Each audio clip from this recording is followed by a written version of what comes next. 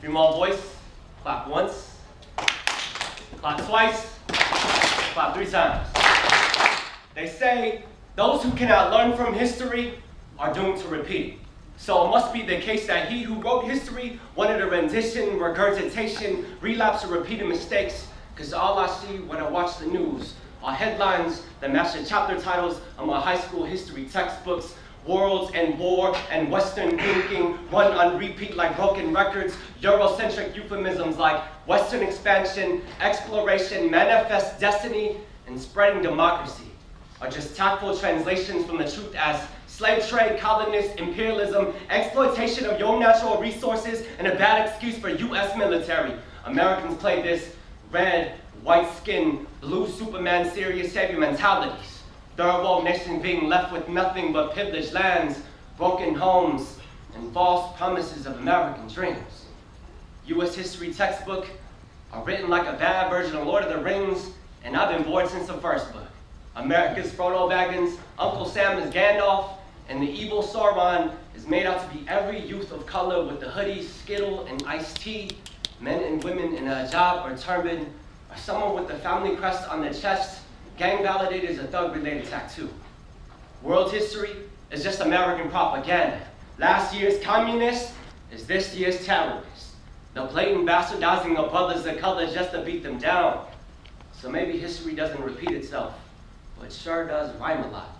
And we are just caught up in a bad fairy tale. If you do not tell your stories and write down your own histories, then someone else will. And I'm not saying it's the man, but that someone is usually really white, really old, and really male. And the alphabet soup at the end of his name, PhD, confuses him.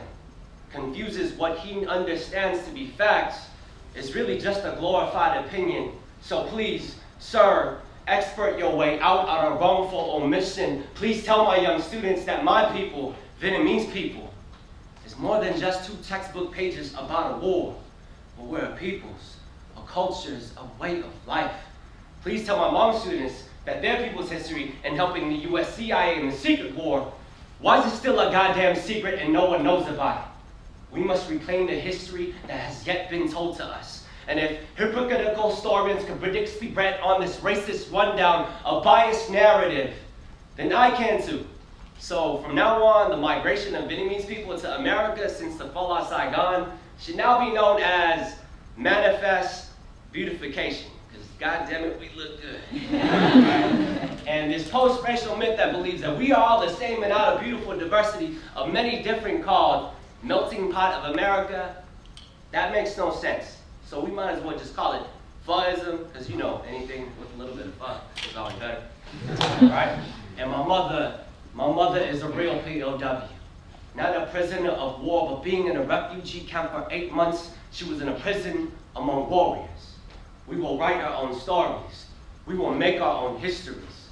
Upon canvas, upon page, upon walls, upon minds. Thank you.